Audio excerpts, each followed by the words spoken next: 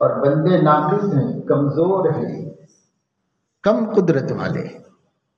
یہ تو نہیں کہہ سکتے کہ بندوں کو کوئی قدرت نہیں ہے، لیکن بہت تھوڑی قدرت والے ہیں بندے۔ اللہ کے مقابلے میں ان کی قدرت بہت ناقص ہے اور بہت تھوڑی قدرت ہے جو اللہ نے بندوں کو دی ہے۔ جب بندہ ضعیف ہے، کمزور ہے، اور اللہ تعالیٰ طاقتور ہے، بندہ اسباب کا محتاج ہے، اللہ تعالیٰ کسی چیز کا محتاج نہیں ہے، بندہ کوئی کام کرنا چاہتا ہے تو اس کو بہت سی چیزوں کی حاجت اور ضرورت ہوتی ہے، اللہ تعالیٰ کو کسی چیز کی حاجت اور ضرورت نہیں ہوتی۔ ایک انسان کھانا کھانا چاہتا ہے تو اگر وہ شمار کرے تو 20 سے زائد چیزوں کا، مخلوقات کا وہ محتاج ہوتا ہے۔ ایک روٹی بھی انسان کو آسانی سے نہیں ملتی، اس کے پیچھے اللہ تعالیٰ کی قدرت کے سینکڑوں پہلو آپ کو نظر آئیں گے، سینکڑوں کردار نظر آئیں گے اللہ تعالیٰ کی قدرت کی۔ وہ شامل حال نہ ہو تو نہ بندہ اناج پیدا کر سکتا ہے، نہ روٹی تیار کر سکتا ہے، نہ کھا سکتا ہے۔ سانس لینے کو اللہ کا محتاج، دیکھنے کو اللہ کا محتاج، سننے کو اللہ کا محتاج، بولنے کو اللہ کا محتاج، زندگی کے لیے اللہ کا محتاج، زندگی کی تمام ضرورتوں کے لیے اللہ تعالیٰ کا محتاج۔ تو یہ بندہ سراپا احتیاج ہے۔ اس لیے قرآن کریم نے فرمایا ہے اللہ الغنی وانتم الفقراء، ایک اللہ ہے جو سب سے بے نیاز ہے اور تم سب کے سب محتاج ہو۔ تو اللہ بے نیاز ہے اور بندے سب محتاج ہیں۔ اب محتاج بھی ہر لمحہ ہے، ہر لمحہ محتاج ہے۔ اللہ تعالیٰ کسی سانس کو آخری سانس بنا دے تو اس کے بعد کیا کر سکتا ہے؟ تو محتاج ہے کہ وہ اگلی سانس میں زندہ رہے، محتاج ہے کہ اسے اور زندگی ملے۔ تو زندگی میں اللہ کا محتاج ہونا یہ کلی اعتبار سے جلدی نہیں سمجھ میں آتا انسان کے کہ وہ کتنی بڑی احتیاج ہے اور اللہ کا کتنا بڑا فضل ہے۔ لیکن اس کے مقابلے میں اگر آپ تھوڑا تھوڑا سا غور کریں تو آپ کو سمجھ میں آئے گا ایک سانس بھی بغیر اللہ کی مدد کے کوئی نہیں لے سکتا۔ زندگی بہت بڑی بات ہے، ایک سال بہت بڑی بات ہے، ایک مہینہ بہت بڑی بات ہے، ایک ہفتہ، ایک دن بھی بہت بڑی بات ہے۔ 24 گھنٹے معمولی ہوتے ہیں، 24 گھنٹوں میں کتنے منٹ ہیں اور ہر منٹ میں کتنی سانس لیتا ہے انسان؟ ہر سانس میں اللہ کا محتاج ہے۔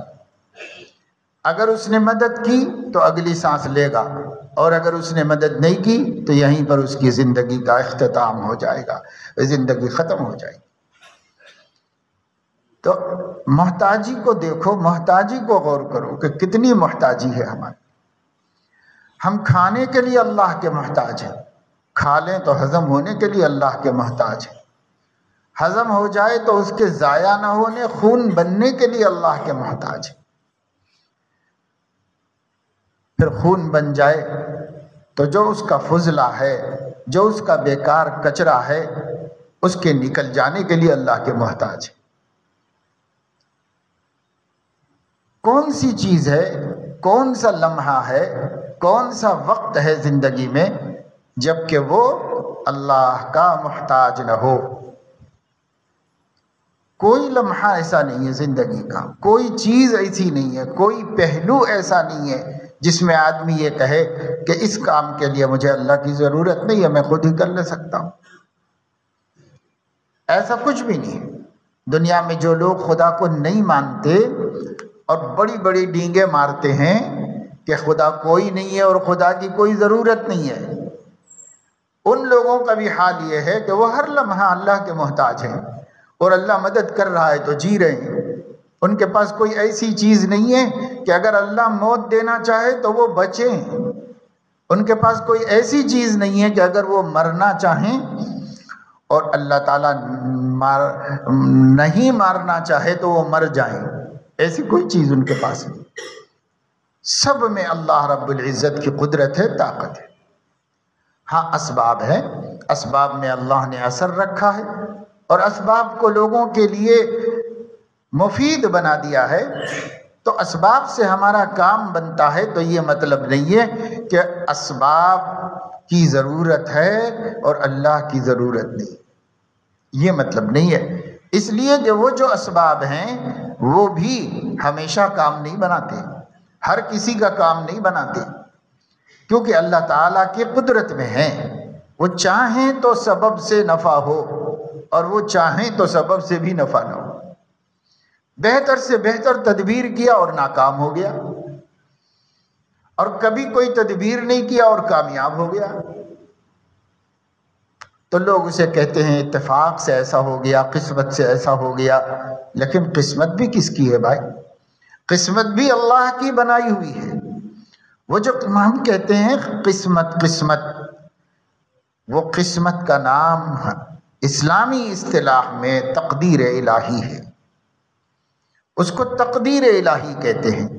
تقدیر کا معنی ہر چیز کا حساب کتاب مقدار طے کر دینا، وہ اللہ طے کر کے رکھے ہوئے ہیں اور اسی کے مطابق یہ بندوں کا نظام چل رہا ہے، اس کائنات کا نظام چل رہا ہے، اس میں بندے کے کوئی اختیار بندے کو حاصل نہیں، تو ہر لمحہ اللہ کا محتاج، ہر وقت اللہ تبارک و تعالی شانہ کا محتاج، کوئی وقت ایسا نہیں جس میں وہ اللہ کی احتیاط سے محفوظ ہو، مستغنی ہو جائے۔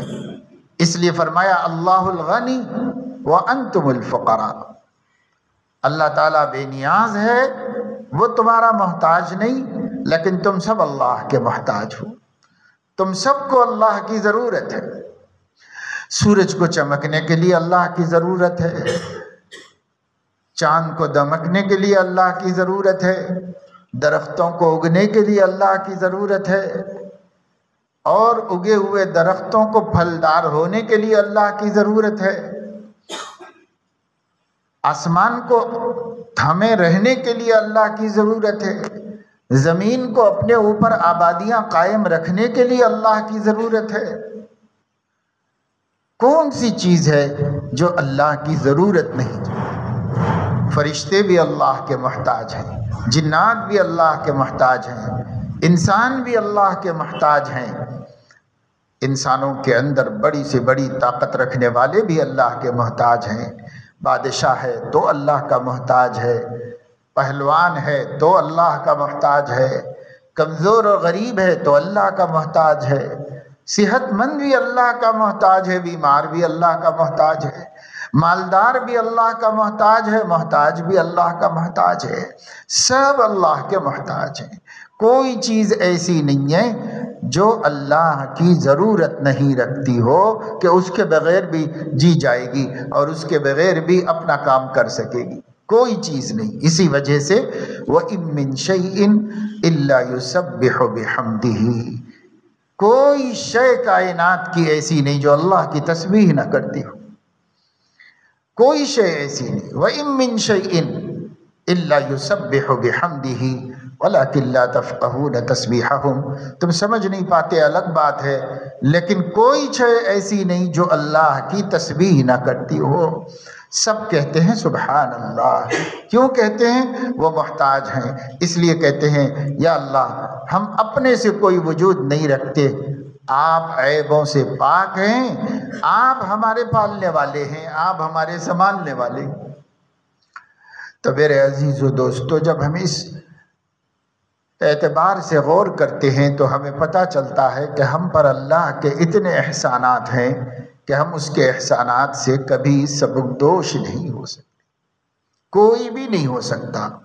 جو بے ایمان ہیں اسی کے سہارے جی رہے ہیں، جو دہری ہے اس کو مانتے بھی نہیں ہے وہ بھی اسی کے سہارے جی رہے ہیں، اسی کے احسان سے زندگی گزار رہے ہیں۔ ایمان والے بھی اسی کے احسان پر قائم ہیں، بے ایمان بھی اسی کے احسان پر قائم۔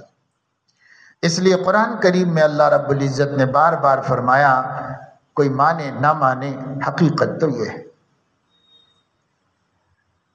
ماننا سب کو پڑتا ہے، لیکن سرکشی اور بغاوت اور نافرمانی کے جذبے سے نہیں مانتا انسان، ورنہ ماننا تو سب کو پڑتا ہے۔ سمجھ صحیح ہے، عقل کام کر رہی ہے تو اس کو ماننا پڑتا ہے، اور اگر عقل کام نہیں کر رہی ہے، مجنون ہے، پاگل ہے، تو الگ بات ہے۔ سمجھدار تو انکار نہیں کر سکتا، عقل والا تو انکار نہیں کر سکتا کہ وہ کسی کا محتاج ہے، اس کے ہاتھ میں سب کچھ نہیں ہے کہ وہ جو چاہے کر لے، اس کے ہاتھ میں کچھ نہیں۔ سیدنا علی کرم اللہ وجہہ نے فرمایا، عرفت ربی بفسخ العزائم، مجھے اپنے رب کے ہونے اور اپنے رب کی ضرورت کے ہونے کا علم ہوا اپنے ارادوں کے ٹوٹ جانے سے۔ ایک کام کرنا چاہتا ہوں، کبھی ہو سکتا ہے، کبھی نہیں ہو سکتا۔ ایک کام سے بچنا چاہتا ہوں، کبھی بچ پاتا ہوں، کبھی نہیں بچ پاتا ہوں۔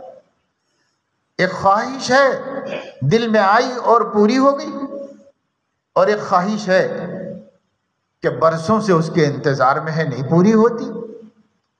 ہمارے ہاتھ میں کچھ نہ ہونا روز ہمیں نظر آ رہا ہے۔ اللہ تعالیٰ جو چاہے وہ کرتے ہیں، اللہ تعالیٰ کے فیصلوں کے مطابق کائنات کا نظام چلتا ہے، ضروری نہیں کہ ہم جو چاہیں کریں۔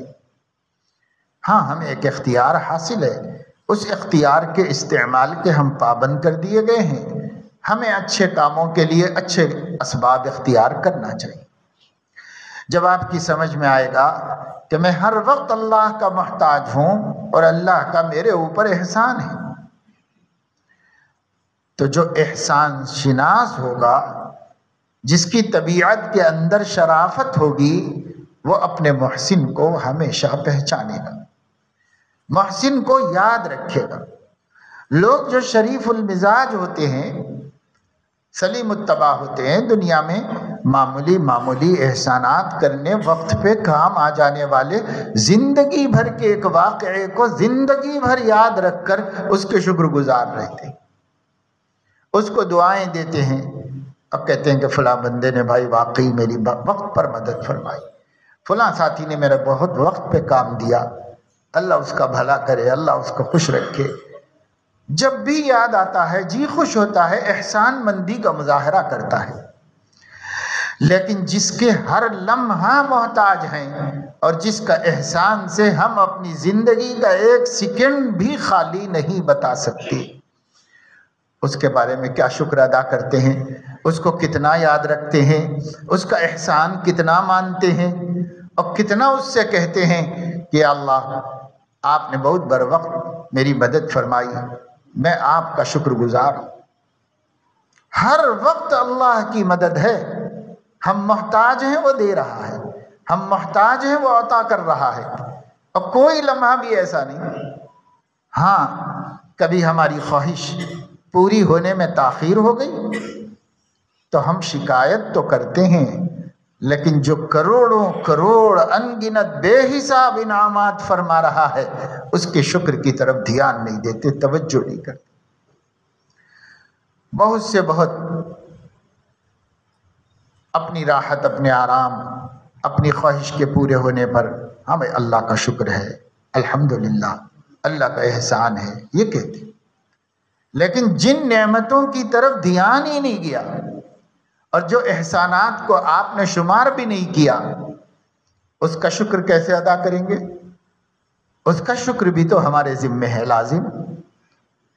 اس لیے اللہ تعالیٰ کی نعمتوں کو فراموش نہیں کرنا چاہیے۔ بہت سے بندے ایسے ہیں جن کو مصیبت آتی ہے تو اللہ کو یاد کرتے ہیں، جب وہ مدد فرماتا ہے تو اللہ کو فراموش کر دیتے ہیں، بھول جاتے ہیں، پھر اللہ یاد نہیں رہتا، روتے ہیں، گڑ گڑاتے ہیں، دعائیں مانگتے ہیں، ہر آدمی سے کہتے ہیں بہت تکلیف میں ہوں، دعا کر دیجئے، خود بھی دعائیں کرتے ہیں، جی جان سے دعائیں کرتے ہیں، اللہ تعالیٰ اس مصیبت سے نکال لیتا ہے، تو پھر نماز پڑھنا بھی یاد نہیں رہتا، روزہ رکھنا بھی یاد نہیں رہتا، اللہ کے حکموں پہ چلنا، قرآن پڑھنا، اللہ کا ذکر کرنا، نبی علیہ الصلاۃ والسلام کی اتباع کرنا، یہ سب شکر کے تقاضے ہیں، اللہ کی نعمت کے شکر کے تقاضے ہیں، لیکن شکر نہیں کرتے، بھول جاتے۔ قرآن کریم میں اللہ رب العزت نے ارشاد فرمایا ہے اذا رکبوا فی الفلک دعوا اللہ مخلصین لہ الدین، یہ ہمارے بارے میں نہیں فرمایا، یہ مکہ کے مشرکوں کے بارے میں فرمایا، دنیا بھر کے باغیوں کے بارے میں فرمایا، لیکن آپ آیت کو سمجھ کر اپنی حالت سے ملا کر دیکھ لیجیے۔ اذا رکبوا فی الفلک دعوا اللہ مخلصین لہ الدین، یہ بے ایمان لوگ جب کشتی پہ سوار ہوتے ہیں اور وہ کشتی ساحل کے سہارے سے دور ہو کر بیچ پانی میں پہنچ جاتی ہے، سب طرف پانی ہوتا ہے اور اس کو بھنور میں پھنس جانے کا خطرہ ہوتا ہے، ہوائیں چوطرف سے چلنا شروع کر دیتی ہیں، دعوا اللہ مخلصین لہ الدین، پورے خلوص کے ساتھ اللہ کو یاد کرتے ہیں، پکارتے ہیں کسی نام سے، جو قوم جس نام سے اس اندھے کی سب سے بڑی طاقت پر کو مانتے اور یقین کرتے ہیں، اس کو پکارتے ہیں۔ جب اسی کو پکارتے ہیں تب ان کو کوئی بھی ذیلی ضمنی یاد نہیں آتی، اسباب پر دھیان نہیں جاتا اور سمجھتے ہیں کہ اب اسباب کچھ کام دینے والے نہیں ہیں۔ کسی ایسی ہستی کو پکارو جو سب کا خالق ہے، سب کا مالک ہے۔ دعوا اللہ مخلصین لہ الدین فلما نجاہم الی البر، پھر جب میں ان لوگوں کی دعا سن لیتا ہوں اور بچا کر ساحل مراد پر پہنچا دیتا ہوں، عافیت کے ساتھ دوسری خشکی پر اتر جاتے ہیں، جہاں ان کو وہ خطرہ نہیں ہوتا جو خطرہ پانی میں محسوس ہو رہا تھا، اب خشکی پہ آ گئے ہیں، اب بہت اسباب ان کے دماغ میں گھومنے لگتے ہیں، اذا ہم یشرکون، اب شرک شروع کر دیتے ہیں، اب موحد نہیں رہتے۔ وہی موحد تھے جہاں سب سہارے ٹوٹ گئے تھے، سب آسرے جواب دے گئے تھے، تب کہتے ہیں اللہ تو ہی ہے سب کا خالق مالک، اور تو ہی ہے بچانے والا، اور تو ہی ہے حفاظت کرنے والا۔ اور جب اس نے حفاظت کر دی پھر اسباب کی دنیا میں آ گئے، اذا ہم یشرکون، اب شرک کرنا شروع کر دی، اس کا شکر ادا کر رہے، اس کا شکر ادا کر رہے، اس کا شکر ادا کر رہے، لیکن اللہ کا شکر نہیں ادا کر رہے۔ ہم اللہ کا شکر ادا کر رہے ہیں، پائلٹ بہت زبردست تھا اور کشتی کی مشین بہت طاقتور تھی اور یہ بہت نیا جہاز تھا اور یہ بہت اچھا تھا، بچ گئے، اللہ کا کرم ہے، اور وہ بہت ہوشیار تھا چلانے والا۔ یہ سب شرک ہو رہا ہے، اور جس نے بچایا ہے وہ کہاں ہے؟ وہ دھیان سے ہی نکل گیا ہے۔ بچانے والا کون تھا؟ اس کو بھی تو اللہ ہی نے بچایا، کشتی کو بھی اللہ نے بچایا، کشتی کے سواروں کو بھی اللہ نے بچایا، سب کو اللہ نے بچایا، اور اگر اللہ نہ بچانا چاہے تو کون بچاتا؟ یہ ناشکری، یہ کفران نعمت ایمان کا تقاضا نہیں ہے۔ ہم مومن ہیں، ہمیشہ ہمیں اپنے رب کے احسانات یاد رکھنے چاہیے، اس کی تعریف کرنی چاہیے، ہمیشہ یہ ماننا چاہیے کہ میں خود مختار نہیں ہوں، میں کسی رب کے حکم اور اس کی تقدیر کا پابند بنایا گیا ہوں، اس اللہ ہی سے میرا معاملہ جڑا ہوا ہے، وہی خدا حاجت براری کرتا ہے، وہی مشکل کشائی کرتا ہے، وہی مصیبت کے بھور سے نکالتا ہے، اور وہی ہماری ہر فائدے اور نقصان کا مالک ہے۔ نقصان دینا چاہے تو نقصان دے گا، فائدہ دینا چاہے تو فائدہ دے گا، تعز من تشاء تذل من تشاء، سب اس کے ہاتھ میں ہے، کچھ بھی ہمارے ہاتھ میں نہیں ہے۔ تو پھر شکر کیسے نہیں ادا کریں گے؟ اگر میں سلامت ہوں تو اس کے کرم سے ہوں، اس کا شکر ادا ہونا چاہیے۔ اگر میری آنکھ دیکھ رہی ہے تو اس کی مدد سے دیکھ رہی ہے، مجھے اس کا شکر ادا کرنا چاہیے۔ آنکھ کے اوپر جو پل ہیں یہ جھپک رہے ہیں تو اس کا شکر ہے، مجھے شکر ادا کرنا چاہیے، اسی کا کرم ہے۔ سانس لے رہا ہوں تو اس کا کرم ہے، شکر ادا کرنا چاہیے۔ کھانا کھا رہا ہوں اس کا کرم ہے، شکر ادا کرنا چاہیے۔ ایک نوالا کھانے کے واسطے ہم آنکھوں کے محتاج ہیں، ناک کے محتاج ہیں، کان کے محتاج ہیں، زبان کے محتاج ہیں، ہم اپنے حلق کے محتاج ہیں، نالی کے محتاج ہیں، معدے کے محتاج ہیں، کیا کیا چیزوں کے ہم محتاج ہیں۔ ان میں سے کوئی ایک بھی کام نہ کرے تو ہمارا کام بننے والا نہیں۔ ہم کہتے ہیں کھانا کھا لیا، کھانا کھا لیا، کھانے کے لیے کتنی چیزوں کا محتاج تھا، کتنی چیزوں کا محتاج ہے۔ ہمارے ہاتھ صحیح ہونے چاہیے، ہماری انگلیاں درست ہونی چاہیے کہ ہم روٹی توڑ سکیں اور نوالا بنا سکیں۔ ہم ایک ایک انگلی کے پوروے کا اللہ کو حساب دینے والے ہیں قیامت میں۔ اسی انگلیوں سے کیا کیا فائدہ اٹھایا، کتنی مرتبہ روٹی بنائی، کتنی مرتبہ روٹی توڑی، اس سے کتنی مرتبہ اس کو جوڑا اور سالن سے لگایا اور منہ میں رکھا۔ عمر بھر کے نوالوں کا ان انگلیوں کے فائدہ اٹھانے کا جواب دینا ہے۔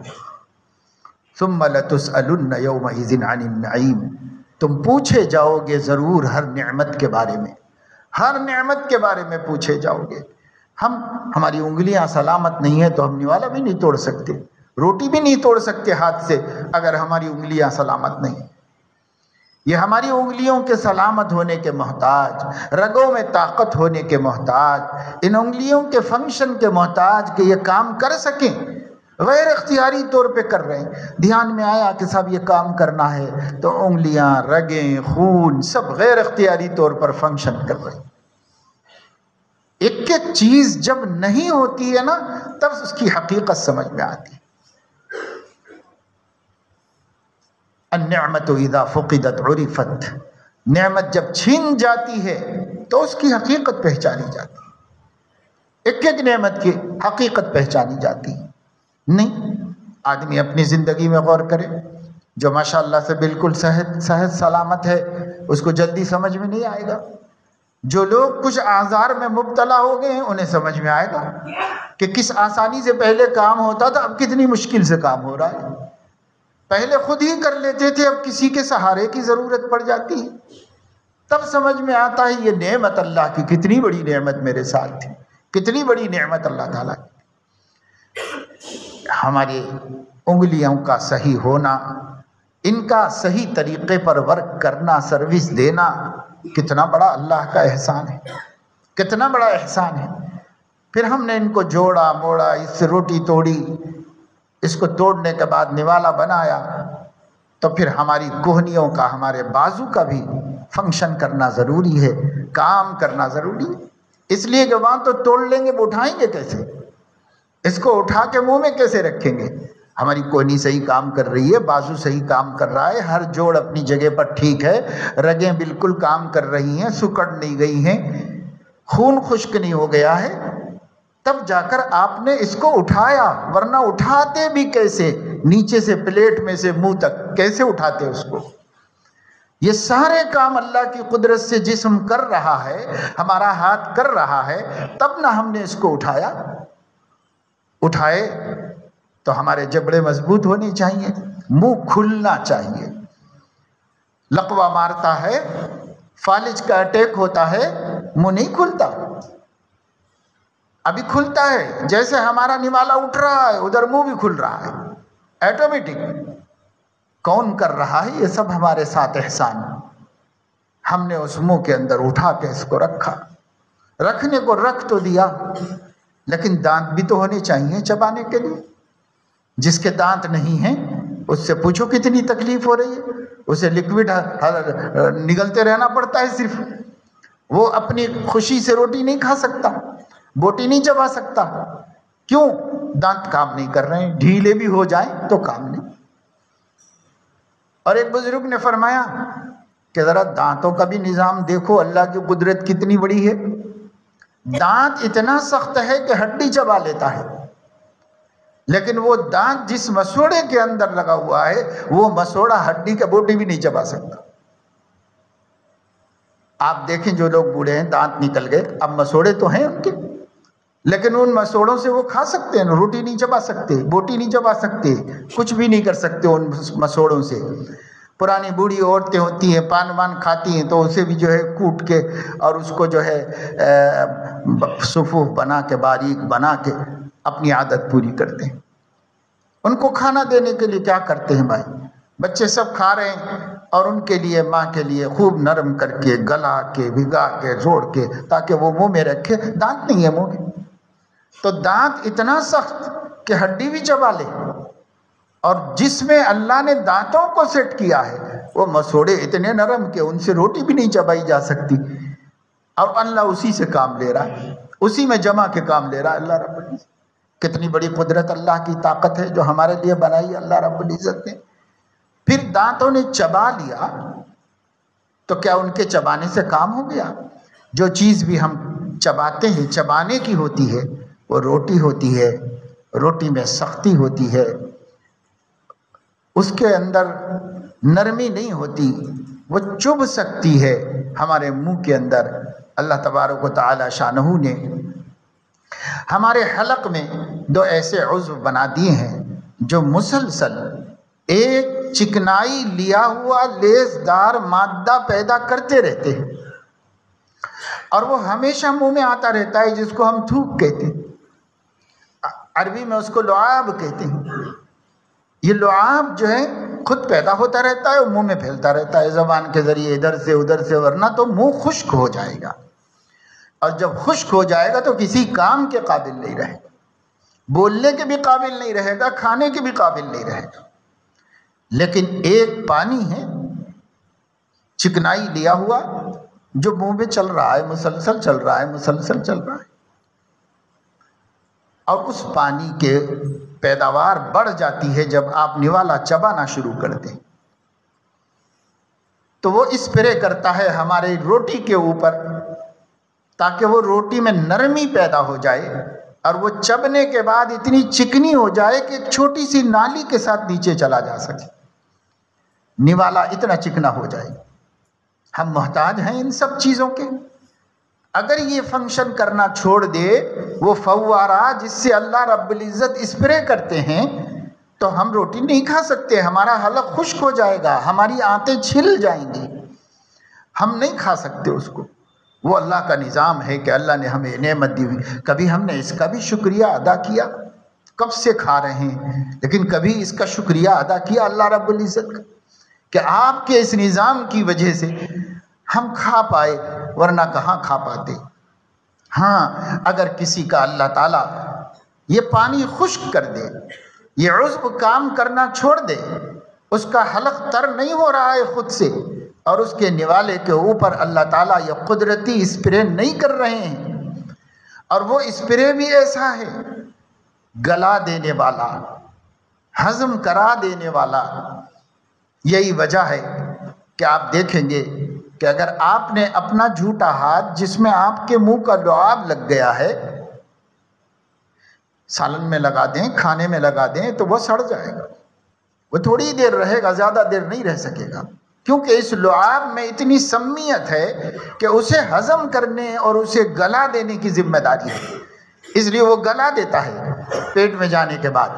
اور اگر آپ اندر جانے کے بجائے باہر آ گیا تو ایک کھانا ہے، سرما کا موسم بھی ہو، کھانا ہے، رات بھر رہ سکتا ہے، آپ صبح بھی کھا سکتے ہو چاول، لیکن اگر لعاب لگ گیا اس میں تو وہ سڑ جائے گا، خراب ہو جائے گا، اور وہ کھانے کے قابل نہیں رہے گا۔ وہ اللہ نے ایک مادہ ایسا پیدا کیا ہے جس کے ذمے ہماری رزق کو گلانا ہے تاکہ معدہ صحیح طریقے سے اس کا کام کرے۔ اب ہم چبا بھی چکے اور اسے نگل بھی لیا، تو یہ پوری آنتیں ہیں، ان آنتوں کی ذمہ داری ہے کہ وہ معدے تک اس کو پہنچائے، کہیں بھی اٹکے گا تو دم گھٹے گا اور مرے گا آدمی، اس لیے اس کی ذمہ داری ہے کہ وہاں تک پہنچائے۔ جب اس کے اندر پہنچ گیا معدے میں، اللہ تعالیٰ نے عجیب و غریب نظام بنایا۔ ہم جانوروں کا معدہ دیکھتے ہیں، کیسا نظام اللہ تعالیٰ نے بنایا ہے، اس کا حیرت ہوتی ہے کہ اس نظام کو ہمارے لیے اللہ نے ایک بڑی نعمت بنا دیا ہے۔ یہ سب اپنا کام کر رہے ہیں، ہمیں کچھ پتا نہیں، ہم تو کھا کے آرام سے سو گئے، کھا کے اپنے کاموں میں لگ گئے، لیکن آگے اللہ کی قدرت اپنا کام برابر کر رہی ہے۔ اگر نہ کرے تو پیٹ میں اتنا درد ہو کہ نہ کما سکیں، نہ سو سکیں، نہ کوئی خوشی منا سکیں۔ اتنا مروڑ ہوگا پیٹ کے اندر کہ آدمی کو کوئی خوشی نہیں ہوگی۔ آج گھر میں شادی بھی ہے تو شرکت نہیں کرے گا اس کے اندر، اتنا اندر سے تکلیف اٹھے گی، اندر سے مروڑ ہوگا، تڑپ کے رہ جائے گا۔ لیکن اللہ تعالیٰ وہ پورا معدے کے نظام کو چلا رہے ہیں، وہ اس کو گلا رہا ہے، ہضم کر رہا ہے، خون تیار کر رہا ہے، اس کے ذریعے سے خون تیار کرنے کی مشین اندر ہے، خون کو فلٹر کرنے کی مشین اندر ہے، خون کو رگوں میں بھیجنے کی مشین اندر ہے، خون کو رگوں میں سے کھینچ کے واپس لانے کی مشین اندر ہے، اندر رگوں گردوں تک پہنچانے کی مشین موجود ہے، اندر کیا کیا مشینیں اللہ نے لگا کے رکھی ہوئی ہیں۔ اگر یہ ساری مشینوں کو دنیا والے سائنس کی روشنی میں بنائے ہیں تو اتنا بڑا انسان بنے گا کہ اتنے بڑے انسان کو رہنے کی جگہ بھی نہیں ہوگی، اتنا بڑا انسان بنے گا۔ لیکن اللہ تعالیٰ نے اسے ایک چھوٹی سی جسم کے اندر سب سیٹ کر دیا، اور اتنا کہ جب سے پیدا ہوتا ہے جب تک مرتا ہے کبھی سروس ختم نہیں کرتا، اپنا کام کرتا رہتا ہے، اپنا کام کرتا رہتا ہے۔ اتنی طاقتور مشینیں لگا کے اللہ نے ہمیں چلایا۔ پھر ہضم ہو گیا تو پیشاب کے نکل جانے کے محتاج ہیں، فضلے کے خارج ہو جانے کے محتاج ہیں۔ اگر وہ نہ محتاج ہو تو زندگی سے ہاتھ دھو دینا پڑتا ہے انسان، موت کے لیے تیار ہو جاتا ہے انسان کہ کاش مجھے موت آ جائے۔ لیکن روزانہ عافیت کے ساتھ سب نظام چل رہا ہے تو کبھی شکر کیا اللہ کا؟ کتنی نعمتیں خود ہمارے اندر ہیں جن کے شکر کے لیے زندگی میں فرصت نہیں ہے، 100 سال کی زندگی میں فرصت نہیں ہے کہ ہم شکر کر سکے اللہ تعالیٰ۔ اتنی نعمتیں ہمارے اندر موجود ہیں، پھر بھی ہم اللہ کا شکر نہیں کرتے۔ اللہ اس سے راضی ہے کہ تم چاہے ایک ایک چیز کو الگ الگ میرا شکر نہ ادا کرو، لیکن تمہارا دل میرے احسانات کا ممنون رہے، اعتراف کرنے والا رہے، اور تمہارا دل کہے میرا کیا ہے، سب اللہ کا کرم ہے۔ ہمیشہ یہ استحضار رہے، ہمیشہ رہے میں کیا کر سکتا ہوں، میرے تو کوئی بھی ایک چیز، ایک عضو کام چھوڑ دے تو میرے پاس طاقت نہیں ہے کہ میں اس کو کارگر بنا سکوں۔ دواخانوں میں کبھی اس کا علاج ہو جاتا ہے، کتنا پیسہ خرچ کرنا پڑتا ہے۔ بعض تو مجبوریوں کا علاج ہی نہیں ہے، بعض کا علاج ہے تو کتنا پیسہ خرچ کرنا پڑتا ہے، لاکھوں روپے سے ایک انسان کے عضو کو دوبارہ بحال کرنا پڑتا ہے۔ اگر ہو سکتا ہے تب بھی کوئی گارنٹی نہیں۔ کیا کرتے ہیں سب لوگ، سرجن، ڈاکٹرز، ہاسپٹل والے پہلے سائن لیتے ہیں ہمارے۔ اب کیا پتا کہ کون پڑھے لکھے لوگ پڑھ کے سائن کرتے ہوں گے۔ مریض کے ساتھ جانے والا تیماردار اپنی مصیبت میں پڑا ہوا ہے، بھئی یہاں سائن کرو، یہاں سائن کرتا ہے، اسے کیا پتا کہ ڈاکٹروں نے اپنے آپ کو ذمہ داری سے سبکدوش کر لیا ہے، دواخانے نے اپنے کو محفوظ کر لیا ہے، لیگلی اب ان کے خلاف کچھ نہیں کر سکتے آپ، کیونکہ انہوں نے آپ کو کہا ہے کہ رسک ہے، آپ سائن کر دیجئے، اگر آپ اجازت دے رہے ہیں تو ہم رسک لیں گے، اگر آپ اجازت نہیں دے رہے ہیں تو ہم کوئی رسک نہیں لے رہے۔ سائن کر دیا، انہوں نے رسک لیا، موت آ گئی تو ہم ان کی کیا ذمہ داری ہے، لے جاؤ اپنی ڈیڈ باڈی، کیونکہ آپ پہلے راضی ہو گئے تھے کہ یہ رسک اٹھانے کے لیے ہم تیار ہیں۔ کون ذمہ داری لیتا ہے سوائے اللہ کے؟ کوئی ذمہ داری نہیں لے سکتا، کوئی ہماری زندگی کی ضمانت نہیں ہے، صرف اللہ ہے۔ جب تک اس نے زندگی دی ہے وہی ذمہ دار ہے بچانے کا، اور جب اس نے موت لکھ دی ہے کوئی بچانے والا نہیں ہے دنیا کے اندر۔ جب تک اس نے صحت لکھ دی ہے وہی ذمہ دار ہے صحت مند رکھنے کا، اور اگر اس نے بیماری لکھ دی ہے تو کوئی صحت دینے والا نہیں دنیا میں، اللہ کی مرضی ہے۔ ڈاکٹر آج کل ایمان والے بے ایمان سبھی یہی کہتے ہیں کہ دیکھو بھائی ہم تو کوشش کر رہے ہیں، بس اب آپ لوگ اللہ سے دعا کرو۔ بے ایمان بھی یہی کہتا ہے، اب آپ لوگ اللہ سے دعا کرو، ہم کوشش کر رہے ہیں۔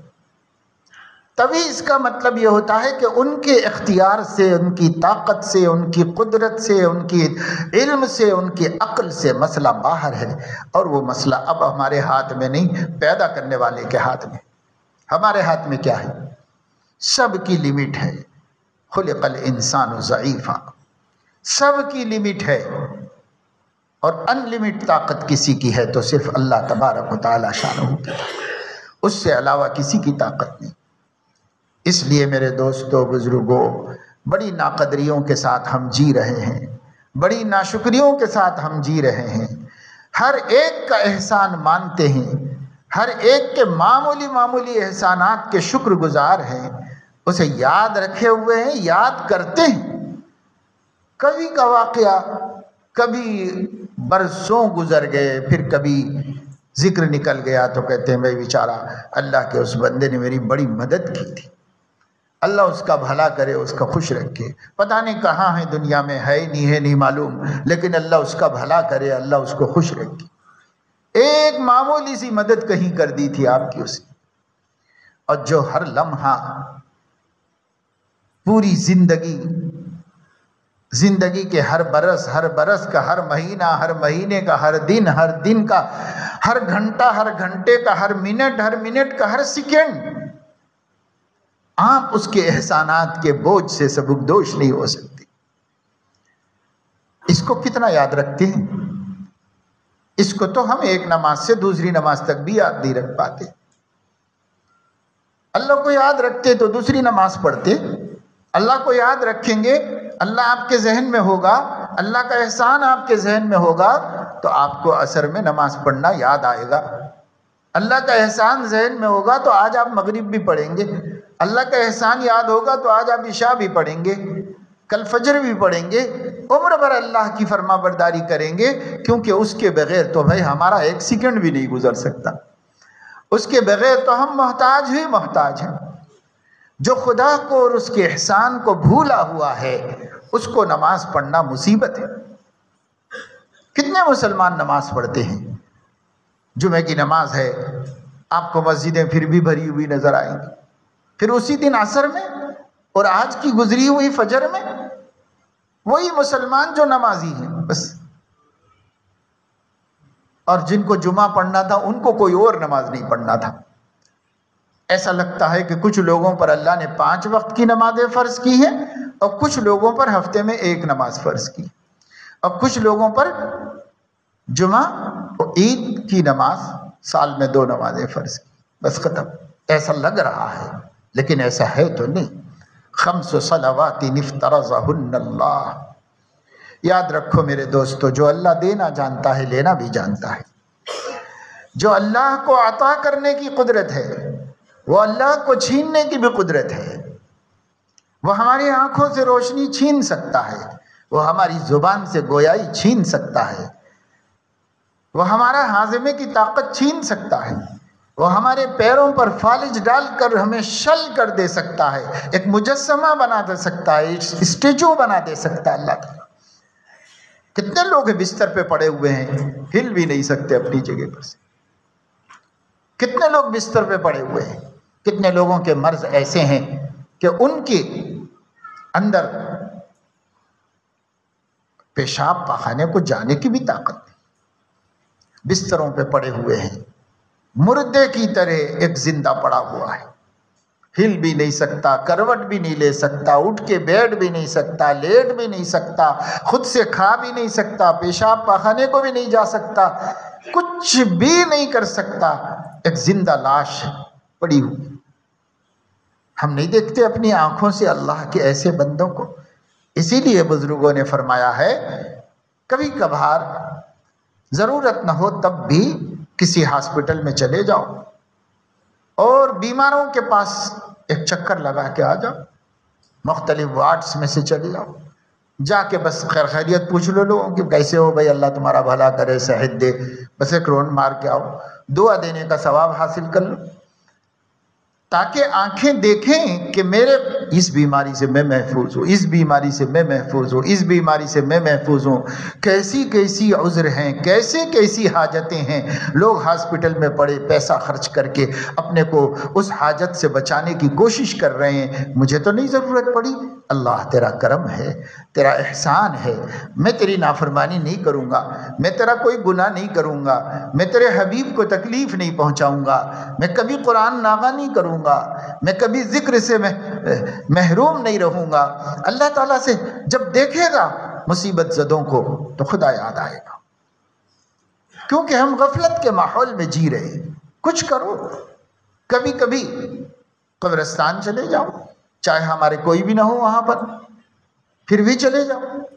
اپنوں کی زیارت کے لیے تو جانا چاہیے۔ حضور علیہ الصلاۃ والسلام کا ارشاد ہے، ان کا حکم ہے، ان کی تعلیم، انی نہیتکم عن زیارت القبور فزوروہا، میں نے آپ لوگوں کو قبروں کی زیارت کرنے سے روکا تھا، منع کیا تھا، اب اس کی ضرورت باقی نہیں رہی، اب تم لوگ زیارت کیا کرو، کیونکہ اس سے موت یاد آئے گی اور اس سے آخرت کی تیاری میں مدد ملے گی۔ تو حضور علیہ السلام نے تو تعلیم دی ہے باقاعدہ، غفلت کو دور کرنے کا علاج بتایا ہے کہ قبرستان میں جاؤ، زیارت کرو قبرستان کی، جاؤ قبرستان کی۔ شہر خاموشہ میں سب بے خاموش پڑے ہیں، بے بس اور بے حس پڑے ہوئے، اب جائیے ان کے دیکھیے، مسلمانوں کا قبرستان ہے، ان کو سلام کرنے کا ثواب حاصل کرو۔ اللہ کے نبی صلی اللہ علیہ وسلم نے ارشاد فرمایا، جب کوئی قبرستان جائے تو اس کو چاہیے کہ السلام علیکم یا اہل القبور یغفر اللہ لنا ولکم انتم سلفنا ونحن بالاثر، کہو اے قبرستان والو، اللہ تم پر سلامتی اور عافیت نازل فرمائے اور تمہاری حفاظت فرمائے، اللہ ہماری بھی مغفرت کرے، اللہ تمہاری بھی مغفرت و بخشش کرے۔ تم لوگ آگے چلے گئے ہو، ہم لوگ پیچھے سے آنے والے، انتم سلفنا، تم ہم سے آگے جانے والے ہو، ونحن بالاثر، ہم پیچھے سے آنے والے، ہمارا بھی ٹھکانہ یہی ہے، ہم بھی یہی آنے والے ہیں۔ ایک ایسی دعا سکھائی جس دعا میں انسان کو اپنے انجام کا پتہ چل جائے کہ یہ انہی کا انجام نہیں ہے، میرا بھی یہی انجام، اس جگہ انہی لوگوں کو نہیں رہنا ہے، مجھے شہر میں، بستی میں، آبادی میں، خاندان میں رہنا ایسا نہیں ہے، مجھے بھی یہیں آ کے رہنا ہے، سب کو یہیں آ کے رہنا ہے۔ نبی نے فرمایا فزوروہا، اب جاؤ قبروں کو دیکھو۔ پہلے ذرا عقائد کے تحفظ کے لیے روکا تھا حضور علیہ السلام نے، جب لوگوں کے عقیدے درست ہو گئے، ایمان و توحید پر مضبوط جم گئے، فرمایا اب کوئی خطرہ نہیں، اب جاؤ، اس سے سبق ملے گا، عبرت حاصل ہوگی۔ لیکن ہم جاتے ہیں، ہم کو ڈر لگتا ہے قبرستان جانے سے، وہ ڈرنے کے لیے ہی جاؤ بول رہی، اسی ڈر کے واسطے جانے کے لیے کہہ رہے حضور علیہ السلام۔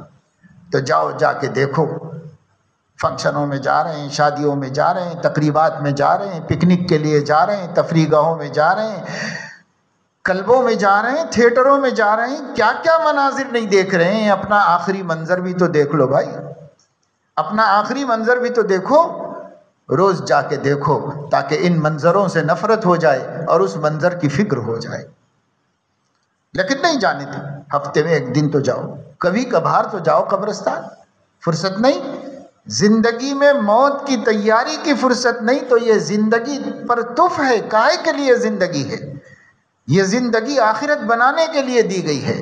الدنیا مزرعۃ الآخرہ، هل ادلکم علی تجارۃ تنجیکم من عذاب علیم، یہ زندگی تجارت ہے، یہ زندگی زراعت ہے آخرت کی، دنیا کے لیے نہیں۔ تو کسی کو فکر نہیں، ہم کیسے اللہ کا شکر ادا کریں گے؟ اللہ کا شکر ادا کرنے کا یہی طریقہ ہے۔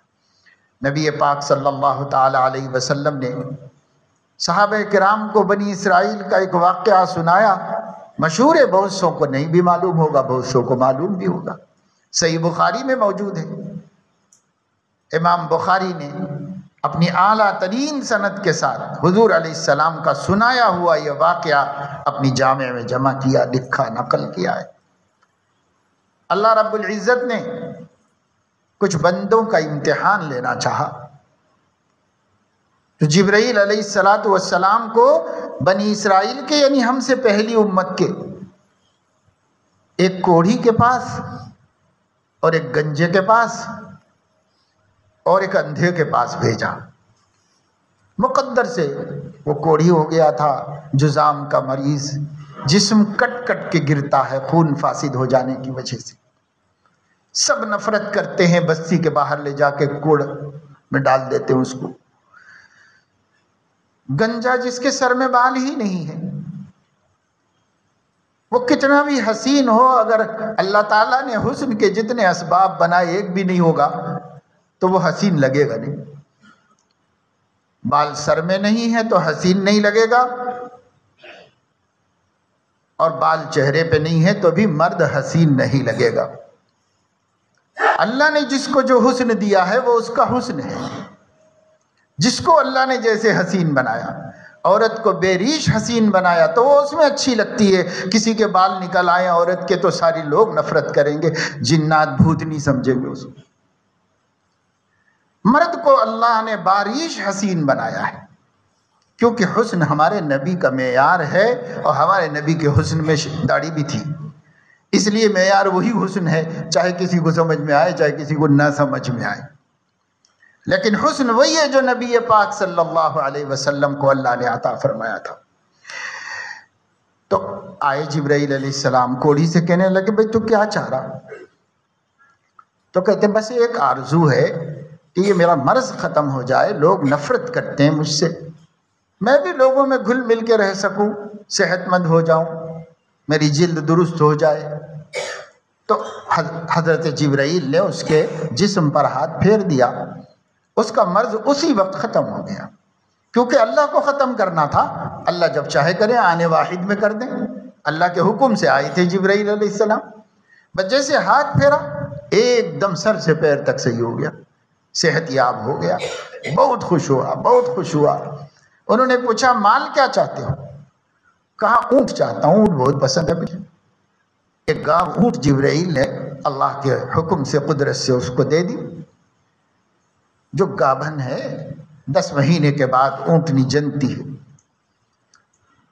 اللہ تعالیٰ نے اس میں اتنی برکت عطا فرمائی، اتنی برکت عطا فرمائی کہ دیکھتے دیکھتے اس کے پاس ایک بہت بڑا ریوڑ ہو گیا اونٹوں کا، سینکڑوں ہزاروں اونٹوں کا مالک ہو گیا، مالدار ترین آدمی ہو گیا۔ اس زمانے کی دولت تو یہی ہے، اس زمانے کی دولت مندیاں یہی ہیں، مویشی، اسی سے دولت مند تھے لوگ۔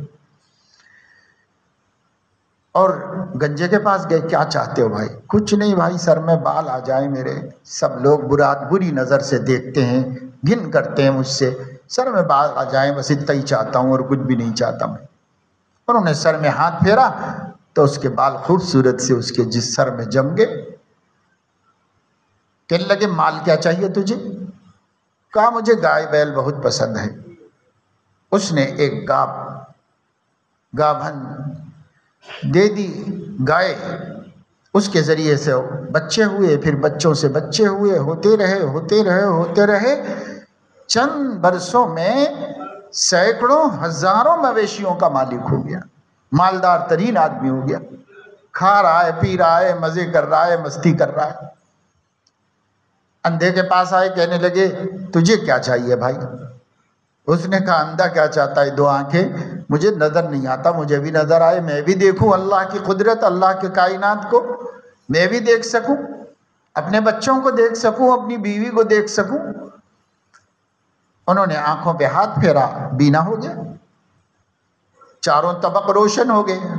مال کیا چاہیے تجھے؟ کہنے لگا مجھے بھیڑ بکریاں بہت پسند ہیں۔ انہوں نے اللہ کی طرف سے دے دیا اس کو۔ اب سلسلہ شروع ہوا، اس کے ہاں بھی چند برس میں سینکڑوں ہزاروں بھیڑ بکریاں ہو گئی، اور خوب مست مگن موج زندگی مزے سے گزار رہا ہے، مالدار ترین آدمی اور صحت مند آدمی۔ جب اللہ نے اس کو سب کچھ عطا فرما دیا، دوبارہ جبرائیل علیہ السلام کو بھیجا۔ جبرائیل علیہ السلام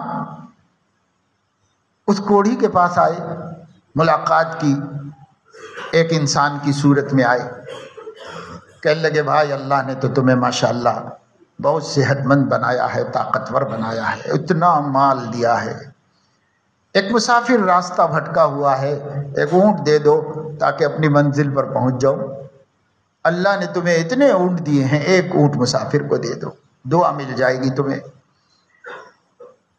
کہنے لگا کہ کس نے دیا ہے مجھے؟ یہ تو میری محنت کا نتیجہ ہے، یہ تو میری اپنی کوششیں ہیں، یہ تو میری اپنی صلاحیتیں ہیں کہ میں اتنا سارے مال کا مالک ہوں۔ آپ یہ مت بولیے کہ اللہ نے دیا ہے، یہ تو میری اپنی صلاحیت ہے، یہ تو میری اپنی کوششیں ہیں۔ انی اوتیتہ علی علم علمی، جبرائیل علیہ السلام نے کہا کہ تجھے یاد نہیں ہے کہ تو کوڑی تھا، لوگ نفرت کرتے تھے، بستی کے باہر پھینک دیا تھا تجھے، اس وقت میں اللہ نے تیرے اوپر فضل فرمایا اور تیری بیماری کو دور کیا اور تجھے اس مال سے سرفراز کیا اور اس مال میں برکت دی، تو آج دولت مند ترین انسان بنا ہے اور اللہ کو نہیں پہچانتا، اللہ کے شکر کو قبول نہیں کرتا، اللہ کے احسان کو نہیں مانتا، تو میں تجھے بد دعا کرتا ہوں کہ تو جیسا تھا ویسے ہی ہو جا۔ اسی وقت اس کے سارے مویشی مر گئے اور وہ کوڑھی کا کوڑھی ہو گیا۔ پھر گئے گنجے کے پاس، اس نے بھی ناشکری کی، کہا کون اللہ؟ یہ تو میں بڑی برسوں میں جمع کیا ہوں، کتنی محنت کیا ہوں ان کے پیچھے، کتنی طاقت لگایا ہوں، تب جا کے اتنا مال میرے پاس آیا ہے، کون اللہ؟ کس نے دیا مجھے؟ اللہ نے کہاں سے دیا؟ کب دیا؟ کہا اچھا ٹھیک ہے، تجھے یاد نہیں ہوگا کہ تو پہلے کیا تھا اور اب کیا ہے، جیسا پہلے تھا ویسے ہی ہو جا۔ میں مسافر نہیں ہوں، مجھے حاجت نہیں تھی، میں فرشتہ ہوں، پہلے بھی تیرے پاس آیا تھا اور اب بھی آیا ہوں۔ پھر وہ گنجا ہو گیا اور اس کے سب مویشی ختم ہو گئے۔ اس کے بعد اللہ کے حکم سے اندھے کے پاس آئے، جو اندھا تھا پہلے اب نہیں رہا، کہنے لگے بھائی ایک مسافر آدمی ہے، ایک آدھ بھیڑ بکری دے دو، کھا لے گا، پیٹ بھر لے گا، دعا دے گا، اللہ خوش ہو جائیں گے، سب مال تو اللہ کا فضل ہے، اس کا دیا ہوا ہے تیرے پاس۔ اس نے فوراً کہا بے شک میں نابینا تھا، اللہ نے اپنے کرم سے مجھے بینائی عطا فرمائی، میں محتاج اور غریب تھا، اللہ نے اپنے کرم سے اتنا مال مجھے عطا فرمایا، میرا اس میں کوئی کمال نہیں ہے۔ بھائی مسافر، یہ سب اللہ کی نعمت ہے، تجھے اس میں سے جتنے چاہیں لے جا، جتنے تجھے چاہے لے جا، اس میں میرا کوئی کمال نہیں، اللہ کا فضل ہے۔ جبرائیل علیہ السلام نے کہا کہ بابا میں محتاج نہیں ہوں، میں مسافر نہیں، میں ایک انسان نہیں، مجھے بھوک نہیں لگتی، مجھے کھانے کی ضرورت نہیں، تمہارا اللہ تم سے آزما رہا تھا، تمہارے دو ساتھی ناکام ہو گئے اور اللہ کے غضب کے شکار ہو گئے، تم نے شکر ادا کیا، اللہ تم سے خوش ہے، اللہ تمہاری صحت میں بھی برکت دے، عمر میں بھی برکت دے، مال میں بھی برکت دے۔ حضرت جبرائیل دعا دے کے چلے گئے۔ یہ صحیح بخاری میں رسول اللہ صلی اللہ علیہ وسلم کا صحابہ کو سنایا ہوا واقعہ ہے، اور ان سے سچ کوئی نہیں بتا سکتا۔ کیا بتانا چاہ رہے ہیں نبی اپنے صحابہ کو؟